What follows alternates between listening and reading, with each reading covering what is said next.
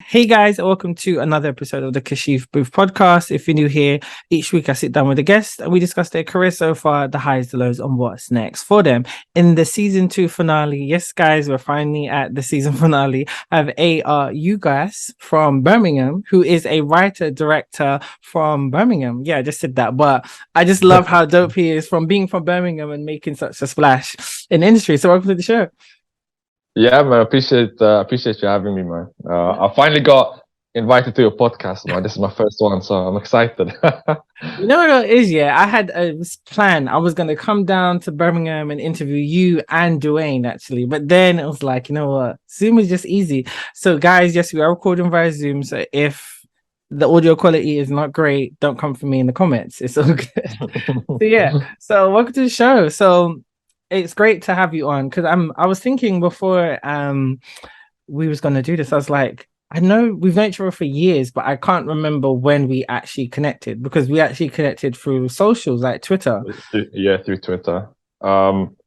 Yeah, Twitter is a mad place because you never really know how you meet people, Yes. and you don't know how because the thing is, I'm sure I follow over 1,000 people, but then I think the more you click on a person's name or the more you interact with them, the more you see them. So I think you and like some other like London filmmakers or like the main people I like constantly see on my feed. I don't know when that happened though. I don't know how. I can't remember what work you may have seen of mine or if I saw of yours. Like I literally don't remember. All I know is you and Dwayne are dope filmmakers from Birmingham, and you guys have just made an amazing name for yourself. And I love your work. So yeah, so kind of like tell us how you started, like because you've been in this game for a while now. Yeah. So obviously just growing up, I didn't really know what I wanted to do. You know, typical lost African child and stuff, man. Obviously I was thinking of doing law. I was thinking of doing like engineering or something like that. I had no real passion for any of these things though. So obviously there was a period in my life where I was just kind of like not knowing what to do. And obviously as I was going like through the university websites, I saw some film schools and I just saw pictures of them on set and I was like, yeah, this looks really cool. And I was always interested in like storytelling and filmmaking and stuff like that. So I was like, yeah, this is what I'm going to do. Obviously, I didn't realize that film schools were like £1 million a year. I didn't know any of that. I didn't know there was this whole issue of like not being able to just get into it. So what I did was I went to like a local university where they had like a film course. I kind of quit that after 2 years. Because they weren't really giving us equipment. The lessons that they were giving us were like through YouTube. And I was like, why am I spending like 9K on this when I could just be doing it myself? So I left that. I had no real connections. I didn't know anyone with a camera. I didn't even have money for a camera. So the thing I did have was a laptop. So I started writing. I started writing screenplays. And I did that for like a year or two. One of the screenplays got into this competition. It's called like the script shadow competition. It didn't even go past round 2. However, like a producer saw it. This producer optioned the script and he sent it to like loads of people. And then the people that got attached were some crazy names. Like we had like the casting director that worked with like Christopher Nolan, signed up to be the casting director for this feature film. We had like the producer of, The Girl with All the Gifts, which is like a UK film. He signed up as a producer. And this script actually managed to go all the way to Hollywood. It went to like some big names there. Like the biggest name that read the script was Keanu Reeves. Wow. Who, yeah, he read it. Unfortunately, he said no. But yeah, so that's how I kind of started. So with that script, it made a splash. However, because it was basically about the president's daughter, and this was basically when Trump was president. Okay. So yeah, so nobody wanted to touch that script. Nobody wanted to get involved. They were like, "We're not on smoke. People are gonna think we're beefing Trump. It's not worth it." Okay. They said it's not worth it. So obviously that was like a year and a half of me just kind of waiting because that script would have literally you know, it would have changed my life basically. It would have made me from like a zero to a hero, like within, you know, as soon as it was greenlit. Then again, I was a bit lost because I was like, yeah, I've just spent like a year and a half on that, and I just felt like I wasted my time. I felt like I just, you know, I didn't really do anything, if that makes sense. My name didn't really get out there, and you know, because it all failed. You know, the casting director left, I think the producer left. Everyone kind of jumped off, and they gave me the script back, and they were like, "Yeah, well, it was good, but you know, it didn't work out." This is the same period where I came across two filmmakers. One of them is Dwayne Carmer Roberts, and another filmmaker from London, R.M. Moses.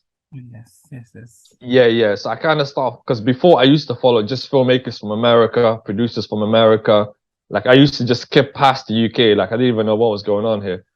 But then I just decided, you know what? Let me just build here. Let me build a base here. So I followed R.M. Moses. I followed Dwayne. I think that's probably when I also started following you. I think because I wanted to like connect with like local creatives or whatnot.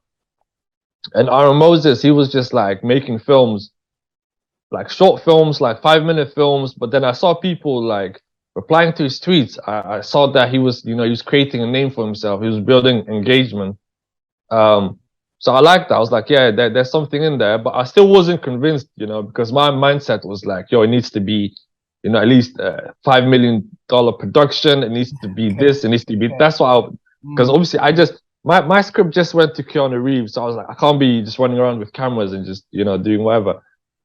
And that's when I went to Dwayne's first like feature premiere. Yeah, I knew him already before that, but I didn't like, you know, connect with him. So I went to his first feature film, and it was a packed out cinema. It was packed out. There were so many people, and everyone was just there, and there was like a feeling of excitement. And this guy, yeah, the way we actually connected is because we used to work at the same day job. You know, we used to work at the same jobs. I knew him from there as well. So I was like, yo, this guy he's doing bits. Like he's actually making a film, and he's got a whole audience to show up, and he was building a name for himself. So I was like, yeah, I need to start doing that myself. And that's when I started making, you know, short films, start kind of thinking within budget, stuff that I can make. And then I made a short film, which was horrible. I'm not gonna lie. It was it was absolute trash. It was absolute trash, man. I deleted that film so quick. But what I did was I said I need to spend some money on it, so I got a great cinematographer, and I put a lot of money into it. That we hired locations, we hired a sound guy. Because for me it was like I used to watch these films and be like, yo, these films are shit. Why are they so bad? And it was like the sound is bad. The camera work was so bad. The locations looked so plain. I was like, this is the stuff I just need to avoid, you know. So I got nice locations, got good sound, got a good cinematographer on board, actors that no one really replied to me. So whichever actor applied for the role, I just gave them the role. And then, because it was the first time I directed, I didn't actually know what directing meant. Like, I didn't understand that actors were like human beings that maybe wouldn't get what the script was about or what they were supposed to do. Because for me, it was like, well, it's in the script. Just read the script and just do what it says. You know what I mean? Yeah. So I couldn't direct them because I was giving them simple directions like be angry, be more sad, be more happy, and you know, and these are beginning actors as well. So you've got a beginning actor and a beginning director. So that didn't go down too well. However, because it was a fan film, so it was like a Lord of the Rings fan film set in modern day, and I used to spam every single Lord of the Rings fan page, spam it. Oh, look at this film, look at this film, and it got like over like 200K views from that. The comments were all roasting the film. Don't get me wrong, but I disabled the comments. You know what I mean? I took them off so that no one could comment, but people could see the views and stuff like that. So obviously from there I went on to the Birmingham Mail, BBC Radio and stuff, and obviously that's how I kind of started my journey into the filmmaking side of things, man. Yeah.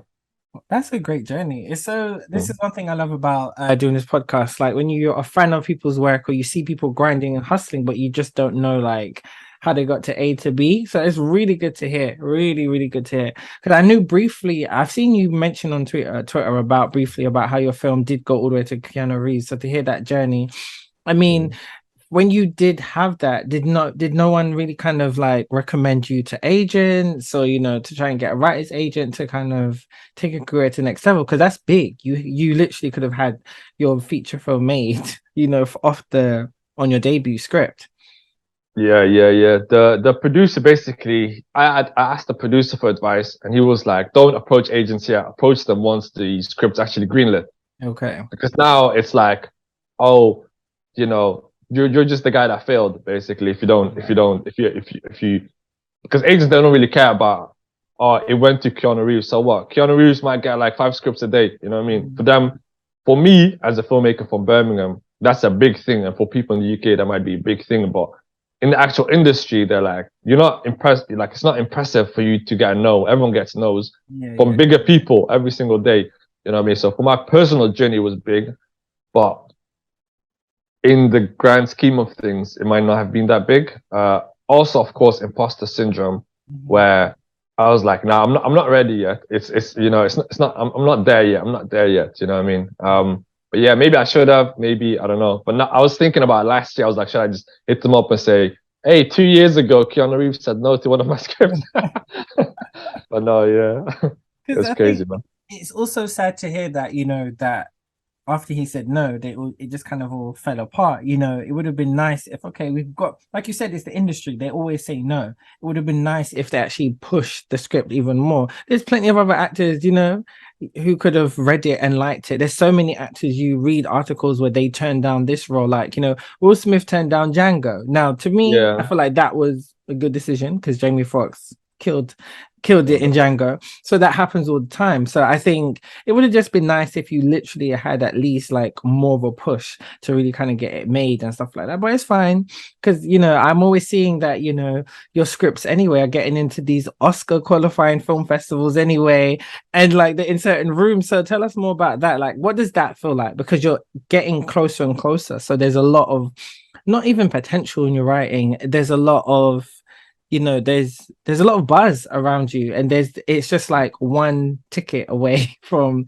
getting to where you want to be. yeah. Like, I think so. Basically, what happened after I wrote that script, Mhm. I stopped writing like fully. Like, when I stopped writing feature films, I started writing like short films, Mhm. which is the ones that went on MYM, Okay. and those kind of things. If I'll you I'll don't talk know, about, yeah, guys, well, if you don't know MYM, guys, that's Million Youth Media, media. aka Fully Focused, where they've got a huge YouTube channel and platform, and on Netflix and BBC, where they broadcast shows, films, and particularly short films. So yeah. Yeah, yeah. So MYM, they're doing big things as well. They're like on the BBC Three now, making some stuff, man. I think they're like the main platform, I would say, for like urban filmmakers I agree. in the UK. And yeah, that was basically my second short film. I said it needs to go on MYM. It needs to. So I kind of watched the films that like the people engaged with. I said, you know what, I'm just gonna copy that. Okay. I'm gonna have people in masks robbing people and all that kind of stuff. All these kids are gonna think it's cool. They're gonna And think they it's did. cool. And I sent it to them. I sent it to them, and they were like, "Oh yeah, nah." We showed it to the panel, and they didn't like it. They said no. So me, like, sometimes, I got passionate. I got a bit, maybe a bit too passionate. I sent them like a Kevin Hart meme, like saying like, "What the fuck."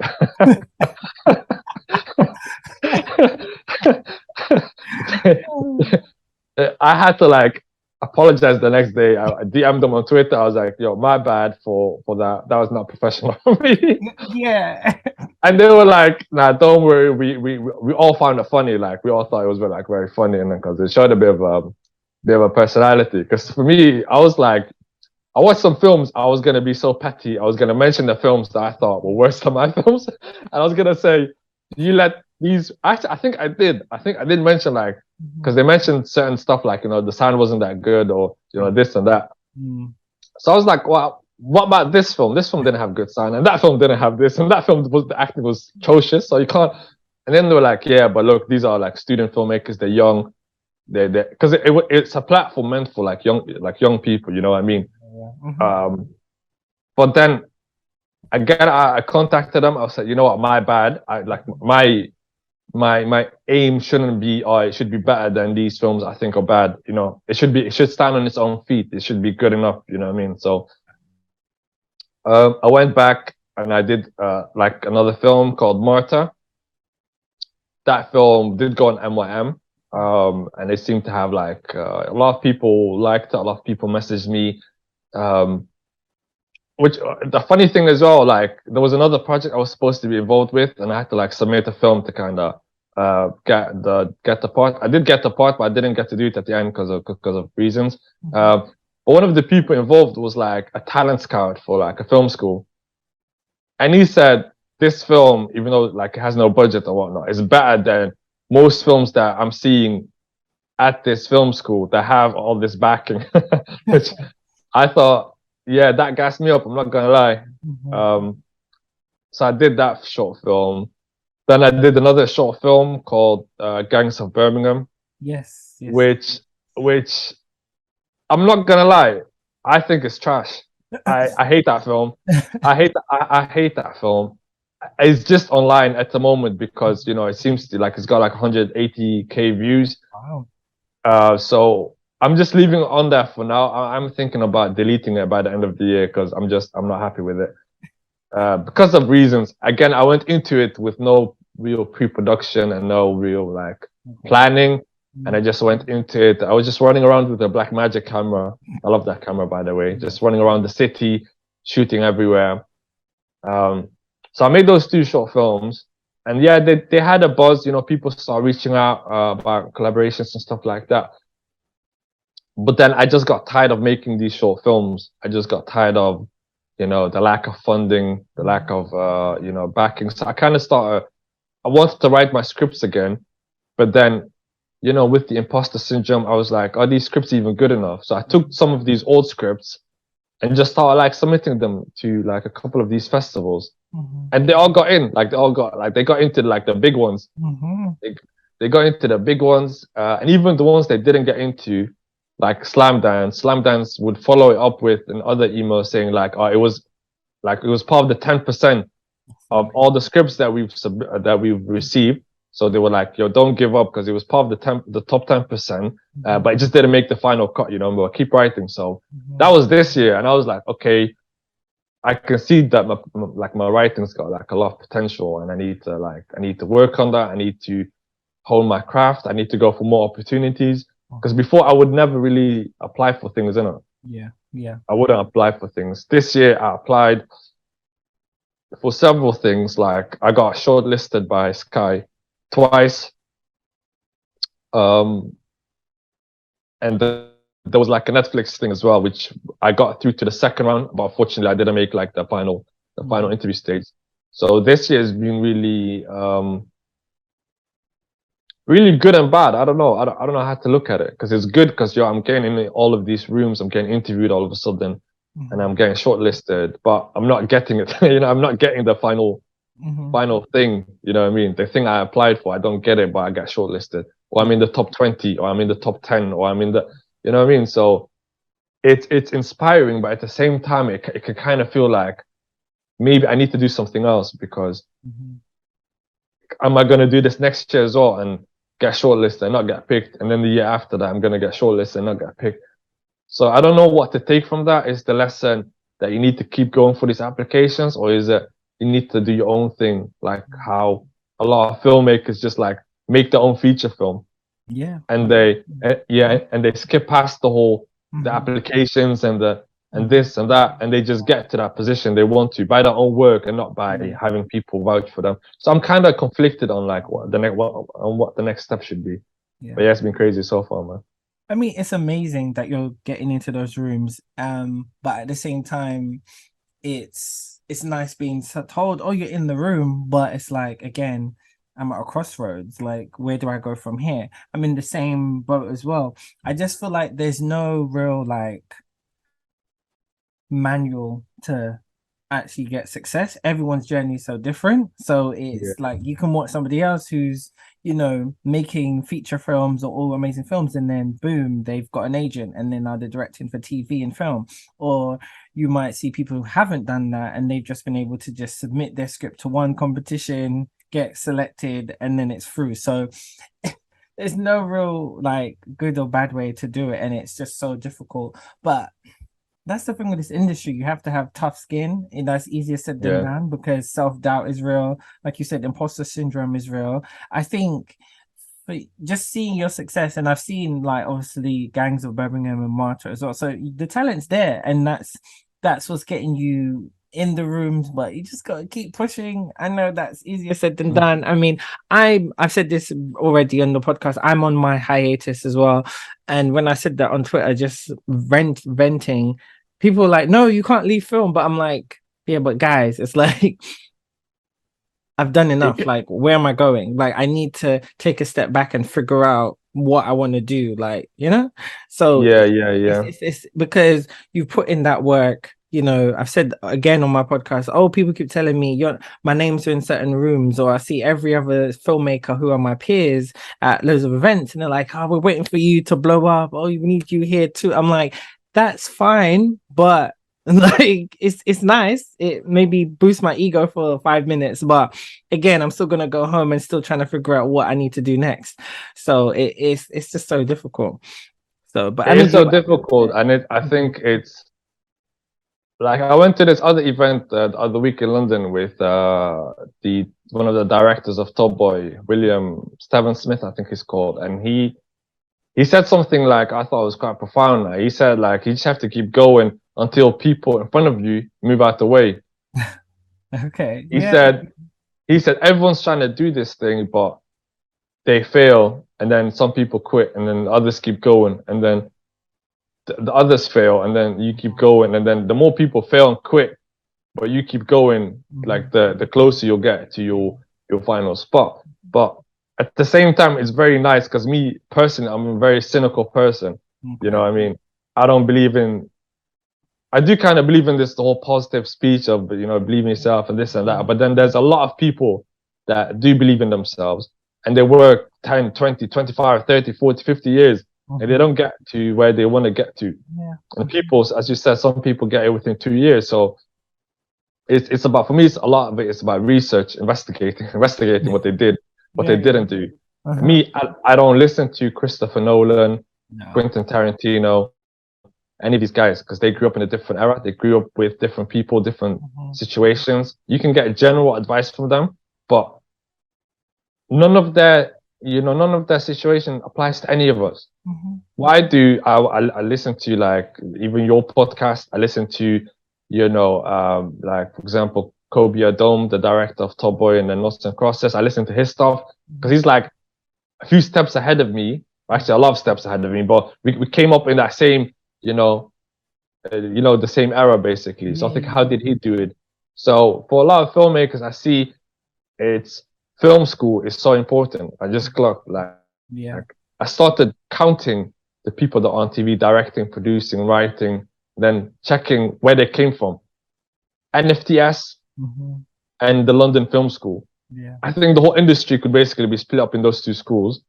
And then there's a smaller percentage, or there's actually another big percentage that people that's came through their connections. They're usually upper middle class people that they know someone that works in the industry.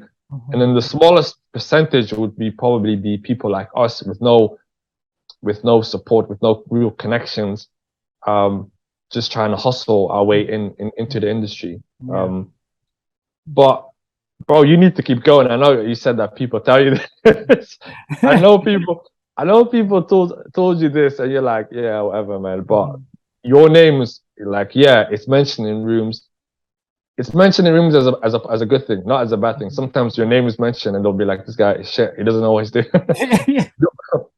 But your name, like, if I mention Kashif Booth, people are gonna know who I'm talking about. And people are gonna know there's quality attached to that name.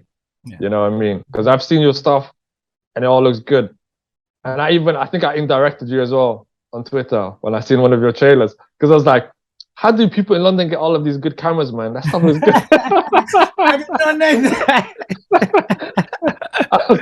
I was indirecting you, bro. I was like, yeah, his stuff looks legit, man. It's got that like UK version of Insecure and them type of shows. Yeah. But then it's a lot in it. It's like, yo, Yeah. is the UK even ready for those Yeah. type of shows, in it? Because they've never been done before here. You know what I mean? So it's a difficult, Yeah. it's difficult decisions, man. It's difficult Yeah. decisions and Yeah. difficult Yeah. steps. Yeah, it is. But yeah, But it's also like for me, what I'm also doing by taking a step back is like you said before, people are doing the same thing for 50, 60 years. I don't want to keep doing the same thing and I'm not seeing any growth. So it's like I don't feel comfortable like applying for schemes or anything like that because I never get them. I never get any of those stuff. The stuff what's supposed to like give you a leg up in the industry, they always reject me. So it's like, okay, well, that doesn't work. And then I'm now thinking, okay, so what do I need to do? I know that I can produce anything. I'm a producer. I've worked everywhere. Like I've worked in so many different yeah, platforms across all the media industry. So that's easy for me to do. But essentially, I don't want to just do logistics. I'm a creative. I want to write. So I need to kind of find inspiration and, really get inspired by my environment and write again, so that could get me in certain rooms or take my career where I want it to go in that type of and area. I think as well for people like you, me, like Dwayne as well, is that we're not like young enough or smart enough to be applying to, because people sometimes people go to me like, oh, just there's these production trainee roles going. Mhm. And I'm like, but I'm working on creating a buzz around my name for me to then go for like a PA position where they'll probably get someone fresh from college or fresh from uni who's like 21 or whatnot. So we're in that awkward position where we kind of Mhm. past that point, Mhm. but then we're not big enough yet to like get funding for TV shows. You know what I Yeah. mean? So we're in that we're like in that awkward position of like, which world do we belong in, really? But then you see And people get it, those type of stuff, like not even like the PA stuff, but like, like funding or some type of mentorship scheme and stuff. And then they connect with the right person and then boom, their doors open. yeah, And it's just like, because I feel like in the last post George Floyd and stuff like that, they've really kind of just pushed more for stuff to be out there. And it's just like, okay, so how do I get in? Because now, but then it's like everyone's applying for the same thing. So then again, yeah. And well, with me as well, it's like I'll admit, man, I'm a hater, man. I'm a hater. I know you're not supposed to say this. I know you're not supposed to say this. I'm a hater. Mhm. Whenever they announce like who got what, I was like, nah, you don't deserve this. um, Mhm. but as you said, I think there's this whole push, and this is what I always tell my my creative friends. It's like we as Black creatives, we've got like 2-3 years. Yeah. We've got 2-3 years before this gets boring, and they jump on another trend. This whole Black filmmakers, Black stories matter. This that. It's not gonna matter in 5 years. Trust me. Yeah.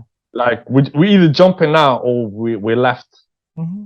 Yeah. or we're left, because there's trends in it. You look at the 90s, they were talking about different stuff. Early 2000s, different stuff. This period is about like diversity, inclusion. Mhm. That's gonna end sooner or later. Once that ends, the truth is most of us will not be able to get into the doors, Mhm.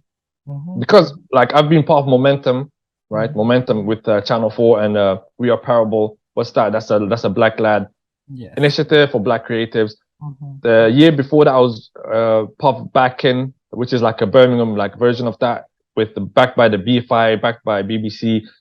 Again, Black creatives, this that. You know what I mean? Mhm. When these things end, where does that leave us? You Yeah. know what I mean? So Yeah. it's trying to pass that. It's trying to cross that bridge Exactly. before that bridge gets pulled up on us or destroyed. You know what I mean? Yeah. And it is very very difficult. And I think a lot of these schemes, like the thing is, I can't get too specific because I'll get cancelled. You know what I mean? The industry is watching. The Yeah. industry is Yeah. Yeah. always watching. Listen, I have Industry, my unpopular opinions too about certain platforms, and I'm just like, interesting. Especially when you see who gets selected, and I'm like, you got selected after your. I was like, okay, fine. So Honestly, yeah. honestly, like there's one that I got in, I got interviewed, I didn't get selected. Mm-hmm, I found out why I didn't get selected, mm-hmm, and I heard it, yeah, from someone that works there, and I was so shocked that I was like, wow, like I heard about these kind of cases before, mm-hmm. but I was just like, wow, that's really how the industry works. That's crazy. Like that's Wow. actually crazy. Wow. But I think as well with a lot of these schemes, because a lot of people go on these schemes and they don't really get anything out of it, and Mm-hmm. they get disillusioned with how things are run in it. But Yeah. for me, I already go into a scheme. If I get it, I go into it not thinking, oh, this is gonna. Because a lot of people think, oh, you just apply, you get selected, and now you're gonna be on Top Boy next season. Yeah. It Yeah. doesn't work like that. No, It does not no. work like that. Mm-hmm. You need to basically take these opportunities and stamp it on your CV, and that will open more doors for you. You know what I mean? Like with the We Are Parable people, yeah, they hooked me up with the ITV development editor for comedy and drama. You know what I mean? Mm-hmm. Am I working for ITV now? No, but Mm-hmm. having that on my CV has opened doors for me. Great. Like I apply for anything now, and I say, "Yo, I'm getting mentored by the ITV development editor," Yeah. and Yeah. everyone's like, "Okay, yeah." They reply to my emails. Yeah. I swear that's how it works. It's Yeah. having these brands next to your name will Mhm. take you to that next level, and then when you do that thing on the next stage, you take that with you and you go. You know what I mean? Like Yeah. it's. Yeah. Yeah. Of course. But I think a lot of people, because they're kind of green about it, they think, "Oh, well, I'm part of this now, so why am I not getting checks? Why am I not getting this? Why am I not getting that?" And when you look at like the biggest names out there, they're hustlers, man. None of them were like, you know, rich kids that just got things. You know what I mean? They had to hustle for it. Like Mhm. Martin Scorsese, Mhm. Quentin Tarantino, Mhm. Christopher Nolan. Like these are white people I'm talking about. I'm not even talking about like Ryan Coogler and even Rapman. You know, them guys had to do their own thing. But I'm talking about Yeah. white people, middle class, Yeah. middle class Yeah. white people Mhm. had to struggle Mhm. to get to the positions they had to get in. You know what I mean? Mhm. So for us, it's going to be that same journey, but it's going to be tougher and it's going to be harder. You know what I Exactly. mean? Exactly. Um, Yeah. yeah, man. So would you also say that some of the hindrance is because you're in Birmingham? I mean, you've been able to make a name for yourself not moving to London. Do you feel like you'd ever move to London to try and maybe further your career, or you're gonna stay right in Birmingham? My brother, staying in Birmingham is like staying in prison. You know, people people don't willingly stay in Birmingham. We stay here because at the moment, like we don't. It's not a safe option to just go to London and chase the dream. You know what I mean? Mhm. Um, but moving to London is definitely, or at least like having a like a stronger base in London is definitely the way to go. Because I think to create a buzz for yourself in a city like Birmingham isn't difficult. Like you just need to release a short film, and your film will be top 5 films from Birmingham. Because because we only have a few filmmakers, and you know what I mean? Like there's not that many people. Whereas in London, that's the capital. That's where everyone is. Like, Mm. yo, Daniel Kaluuya is in London.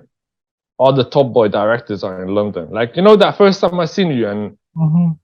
I seen Matthew from Bound Cinema. I seen that's why I met him. That's why I met Kobe at Dome. Mm. That's why, I was like, yo, all these people are just here.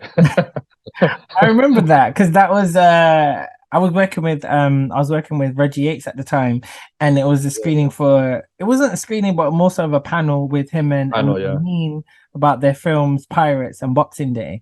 And I Yeah. remember you came up to me, I was like, what? And it was just like meeting you in Like, person the first time. but that to me, like for you guys, that might be normal, but for me, that was so exciting. Like I was like, yo, we've got these two directors out here. Mhm. Some big lady from the B5 was there as well, but I only found out later, unfortunately. Mhm. Kobe Dome was just there chilling with his friends. And me, when I see people a lot online and then I see them in real life, I stare at them, and same with you. Like I just looked Mhm. at you like, I'm sure that's him. I'm sure that's him. But then you looked back at me and you kind of recognized me as well, I think. And Mhm. then I was like, okay, yeah, it is him, because I don't want to approach some random stranger and be like, "Hey, are you my Twitter friend?" Yes, yes, yes. And we didn't even get to chat properly because I remember like I was like, wait, it's you. And I was like, it's Yeah, good to meet you. And then I had to run off somewhere. yeah. I had to So, catch the train, bro. oh, I had to go yes, home. yes. I can I didn't want to imagine. get I didn't want to get stuck. But yeah, I seen you there. I seen Kobe at Dom as well. A big fan of his work as well. I seen like Haircut. Like Oh, to me, yeah. when people ask me what's the best short film that you've seen, like I say Haircut, man. Like I think that's the That is brilliant. I've seen that. I, That's brilliant. That's what I, took off his career. So, that took off his career. But mm, to me, that's like, yo, what's the best short film? Because I feel like a lot of short films are very like mm, are very like pretentious in it. Like no mm, offense mm. to that man in it, but they Yeah, win BAFTAs and they win Oscars. But I watch it, I'm like, this is pretentious, man. They're just a yeah. bunch of people dancing, saying racism is bad. Okay, yeah, that's not a film. That's what Exactly. or like what is this? What am I watching? Mm, mm, But mm, I watched Haircut and I watched his film before that as well. mm. House Girl, Okay, I've not seen that. which he made in Ghana. So I was already following him in it, like I already knew of him. I Mm. watched Haircut and when I watched Haircut, I was like, if this guy doesn't get supported after this, I'm gonna retire. Yeah, yeah. I'm like, there's no chance for me with Marta on MYM. Like, if his film doesn't take in place, I'm just gonna quit and I'm just gonna be, I'm just gonna sell drugs. I'm not gonna lie. Like, that's my backup plan. If I don't make it, that's it. I'm on the streets. But yeah, I seen him as well, and for me, it's like when I see people, I'm like, I cannot go back to Mm. Birmingham empty-handed. You know what I mean? So anyone I see, I have to like. And he was talking with his friends as well, and I was like, I'm gonna make this awkward for all of them. Watch. Yeah, So I just got closer and mm. closer, and then I just stood in the middle of them, and I just started talking to him while they were mid conversation. You gotta do what you gotta do. You gotta do what you gotta do. So I Mm. get it. I get it. Yeah, but you see, those kind of things we don't get in Birmingham. Okay. Hmm. We don't get those kind of like networking events. The networking events here are just I roll up and all my friends are there. Like all the all the locals, all the people I already know are there. Like but that's not networking. That's just like a reunion basically. Hmm. Um, but everyone in Birmingham that kind of they made it outside of the city. You know what I mean? Yeah. And then they might come back later Mhm. to work in the city again, if that makes sense. But no, I would not stay here. Mm. Because if you're asking me who's the top filmmakers in Liverpool, I wouldn't be able to tell you one person. No, no. Yeah, Who's in Liverpool? Who's in Manchester? Who's in Glasgow? You can't mention names from any of those cities. yeah, yeah. Who's in London? The whole industry, all Mm. the names, all the actors, all the producers, all the directors. So Mhm. for me, like England's like a wasteland, with London being the city to be at. But then people in London are like, no, London is dead. You need to go to LA. You know what I mean? So it's always, Yeah, it's always better. It's always better somewhere else, you know. yeah. But I hosted a panel a few weeks ago with like the Wall of Entertainment and a bunch of dope filmmakers, and I asked that question about, we're always talking about America being the place to go for, actors, musicians, but when you think about people behind the scenes, like, we're not really going out there, so is it worth doing it? And they were just like, no, not really. They'd rather build what we've got here, to build up to where we can be like America as well. So it's like my dream was also, yeah, move to America. That's where my, career can take me. But then you'd have to make American stuff, unless you want to make American films, then cool. But I'm Black British. I want to tell my stories. You know what I mean? I'm from London. You're from Birmingham. I know you want to tell Black British stories outside of just London as well. So that's something I also think about as well. And I do through like scuttlebutt and rumors, and not even just rumors, but like loads of conversations you have with writers and other people in the rooms. Like there's a lot happening. Like Dreaming Whilst Black. You've got Rapper Man show on Netflix. So a lot's changing within the industry. But for me, Crazy. it's like we have loads of people at the same time getting pilots and everyone's getting commissioned to write this and that. And if in this industry, it's going to take 2-3 years for that to see the light of day anyway. So it's Yeah, like I'm excited for where the industry is, but I need it to follow through. I'm gonna need it to be like, okay, we're actually going to be greenlit and it stay for a while, not 2-3 years or maybe just 2 seasons and then it disappears again. We've got I Rick. need. Oh, no, Yeah, I think I think Mm. yeah, riches as well. But Is that what also, you were it's gonna going to be mention? with Amazon Prime. So to For me, it example. makes me feel a little bit more comfortable that okay, that's going to be around for a while. If because if it flops on ITV and it was only going to be on ITV, right? They ain't coming back. Did you get what I'm saying? So It's I think there's a lot of where some people, and when I say some people, I mean me, mm, feel like there's a lot of people that get maybe set up to fail in a way. okay. Um, because they will support it, I believe, Mm-hmm, but then they'll do weird things. mm-hmm, So for example, like a channel might commission, they'll be like, we're championing like black filmmakers, whatnot. They give them some money to make a short film, and then they're like, oh, we might develop it further. You know, if the pilot does well, we might develop it further. They put the pilot on yeah. Yes, 11:45, I knew he's going to say this. 11:45 on a Sunday.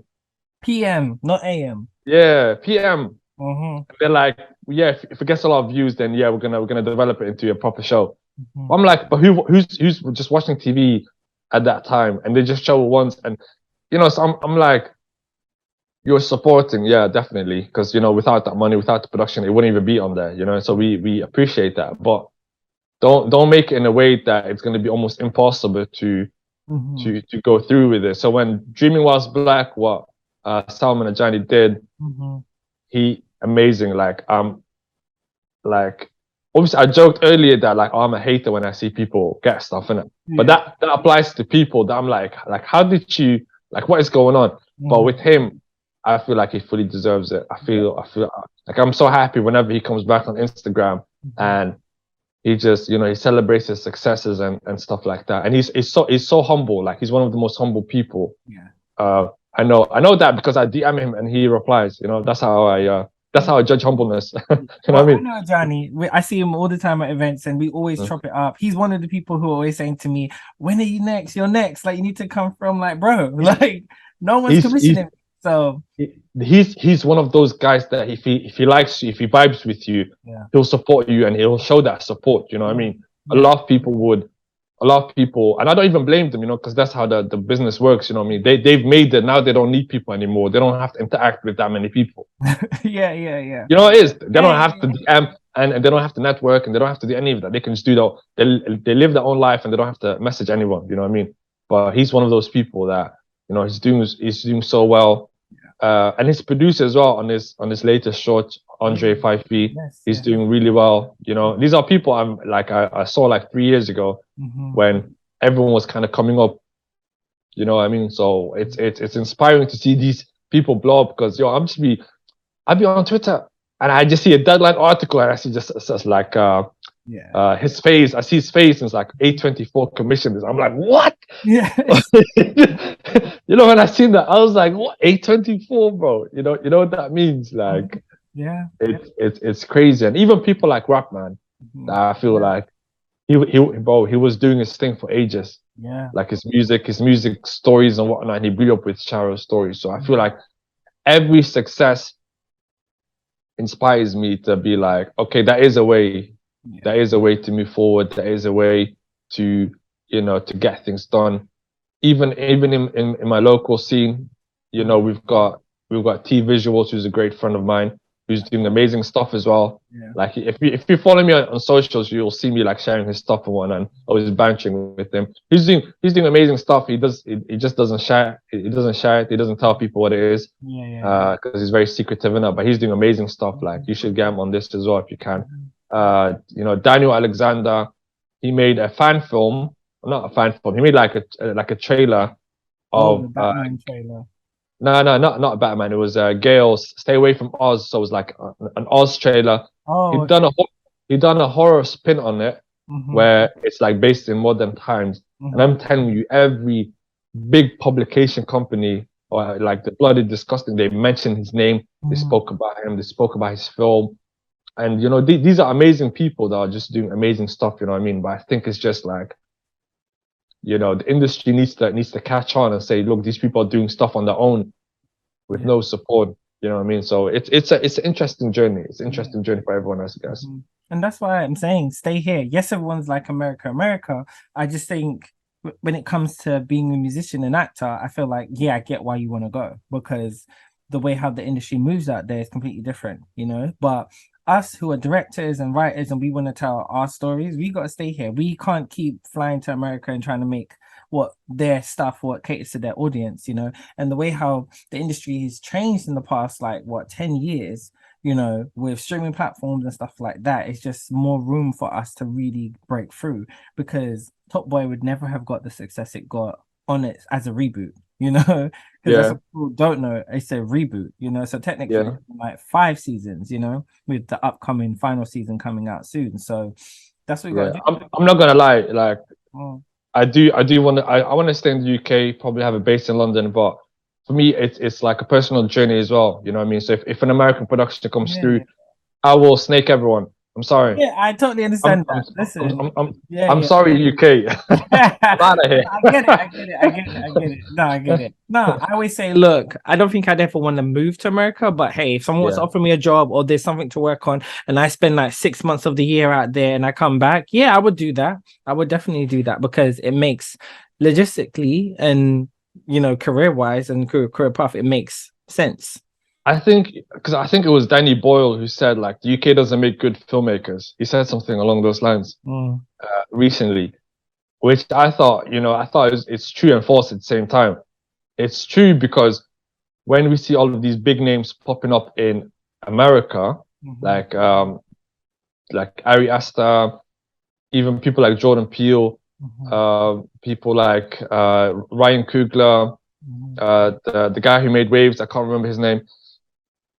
These great directors who are like visionaries. We look at the UK, we don't have that. But we don't have that because the industry is not allowing to, Yeah, they're not funding like feature films, they're not funding, TV shows by these people. Basically, what happens is that people like Kobe Adom and even some, they'll basically get hired yeah. to work on Top Boy, go work on this, and Mhm. then go work on that, but then where are the UK visionaries? Well, Where, there's no where risk. That's why there's no risk factor. there's That's no the risk. problem. There's Where's loads the of UK people. Spike Lee? Like, Yeah, yeah, but there's loads of they're here. They're here. They're just hey, not the people, given yeah, the money, the commission. Nobody wants to take the risk because they don't know how to market it. They only know how to market certain demographics. They only understand how to market our films to certain demographics, and that's it. If it because the UK media has done such a good job of brainwashing the audience to make it feel like race and certain aspect of the black experience is only an American issue. So that's the yeah, problem. So then when it yeah. comes to showing all the diverse stories that we want to tell in the UK, they don't get it. So they're not going to watch it, you know, and that's what it is. They don't get it, and then I think a lot of us shoot ourselves in the foot as well Mm. when we come up and we're like, oh, this is it's a Black British Mhm. TV show. It's then studios all they're gonna hear is you just said Black British, bro. Yeah, We're not black.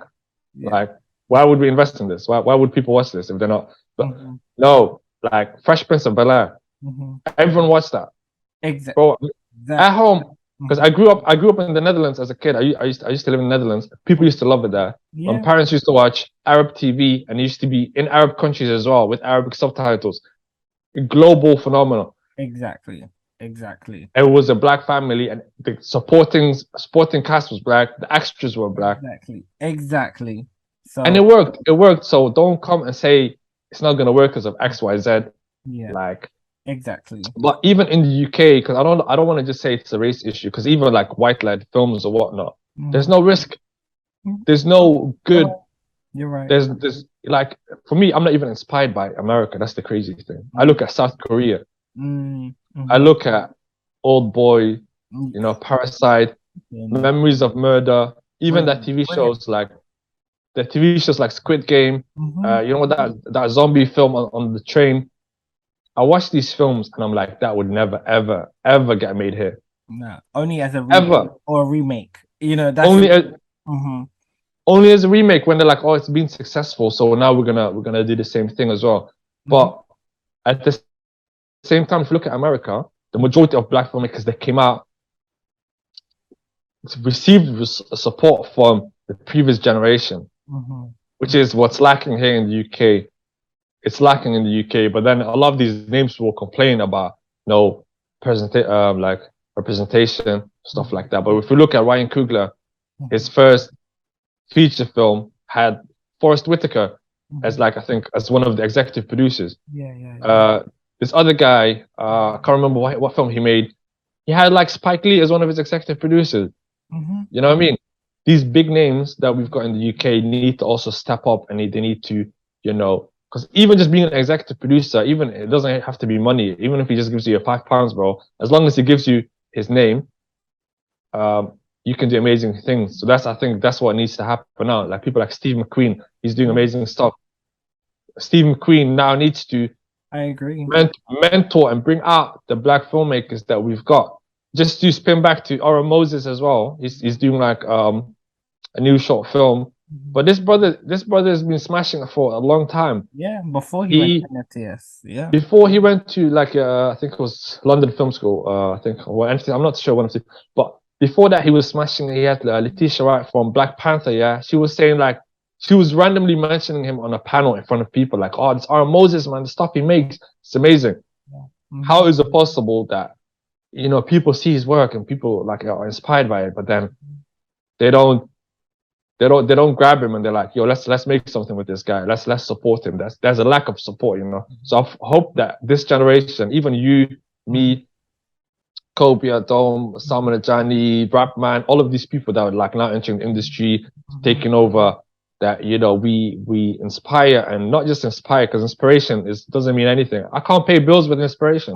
Exactly. Or collaboration. You know what I mean? Like you need to put these people on, and give them a way into the industry, and then they'll do their stuff, and then they'll take over. They'll do, you know what I mean?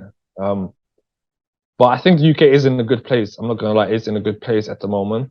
I go on Instagram every week, and I hate it again. So I said I'm a hater. I'm sorry. It gets to me.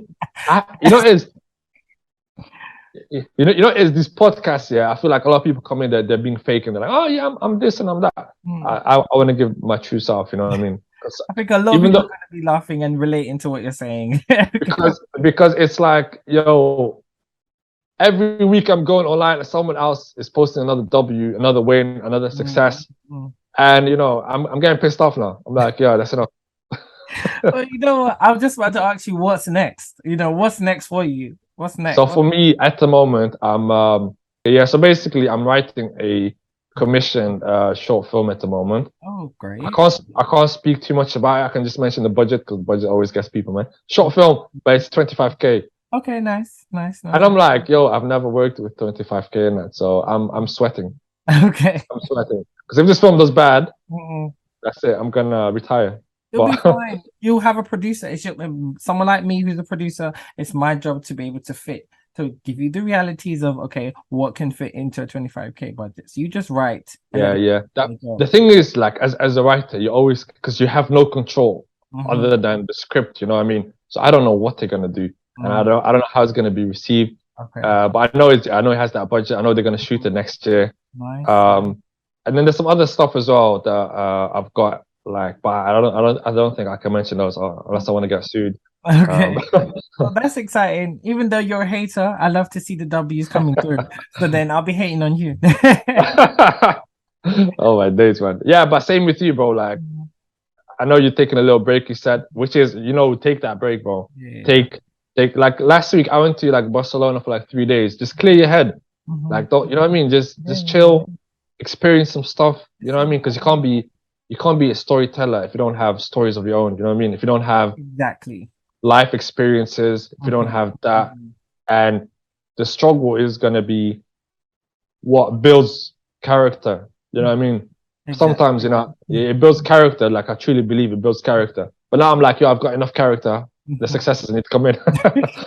But see, that's what I mean. So it's like me taking a break isn't me like, oh, I'm not going to make film. I literally just did a project a few weeks ago, which was via M&M's, right? Great project, amazing. That's why I signed on to do it. But yeah, I just need to write. I need to focus on writing, not putting out content. I've done enough. I've made my name for myself. Now it's about when people are saying my names in rooms, they're inviting me into the room because you want to talk about my script. You know, Yeah. that's where I'm trying to be, and that's what I need to kind of get into. So if I have to travel, go away for a retreat and just write, that's what I want to do. So I'm taking a break, but I'm changing the strategy of my career, and that's what it is. So yeah. So where can people find you and your work so that people can check out the films that you have made that you do like? Yeah. If you, I'm not gonna lie, I might delete everything. I'm not gonna lie. You know what it is, because I've got budgets coming in Mhm. next year. I've Okay. got actual budgeted like films that I'm gonna like. One I'm gonna write. There's another one that I'm gonna direct as well, Oh, nice. which Okay. it's gonna look good. It's gonna, you know what I mean. So Mhm. I feel like the old stuff, Mhm. it's like that's the old me. That's like the broke me. You know what I Okay. mean? Okay. But yeah, if you just find me on Instagram, find me on YouTube, Mhm. just type in my name, AR Ugas. It should pop up. Mhm. If it doesn't, it's been deleted. I'm sorry, man. You just have to wait for next year. Okay. Fine. Well, guys, you know what to do. Just stay in contact with him, and so that you can see his commission, big budgeted work coming soon. Yeah, bro. I appreciate you as well, man. I appreciate No, you. I appreciate you coming on the Um, show. It was great to just chat and get to know you more, actually. So it's our first like full long conversation conversation. as well. Yeah. So thanks again, guys, for listening. You can follow me all on my usual socials. We're taking a mini break, but I'll be back with season 3, which will be all about actors. So stay tuned for new episodes coming soon.